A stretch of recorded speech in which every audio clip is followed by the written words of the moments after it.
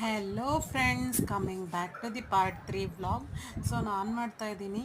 So last vlog college updates ಕೊಡೋಕ್ಕೆ. So ನಮ್ಮ college after 10 years old memories ಎಲ್ಲ capture ಮಾಡಿ ಸೊ ನಿಮಗೆ ಪ್ರೆಸೆಂಟೇಷನ್ ಕೊಡ್ತಾ ಇದ್ದೀನಿ.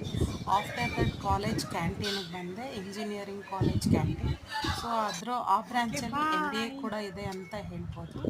So after that boys hostel ಒಂದು ಕ್ಯಾಂಟೀನ್ ಪಕ್ಕ ಒಂದು ಪ್ಲೇಸಿಗೆ ಬಂದೆ.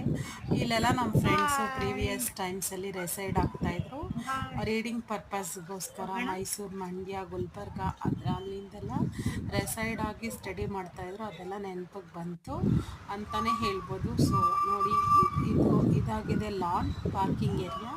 ಸೊ ಪಾರ್ಕಿಂಗ್ ಏರಿಯಾದಲ್ಲಿ ಕೆಲವೊಂದು ವೀಡಿಯೋಸ್ ಮಾಡಿದೆ, ಫುಟೇಜಸ್ ತೆಗೆದೆ. ಸೊ ಆಫ್ಟರ್ ದಟ್ ಫೋಟೋ ಸೆಷನ್ಗೆ ಹೋದೆ. ಆಫ್ಟರ್ ದಟ್ ಮುಗಿಸ್ಕೊಂಡು ಬರ್ತಾಯಿದ್ದೆ.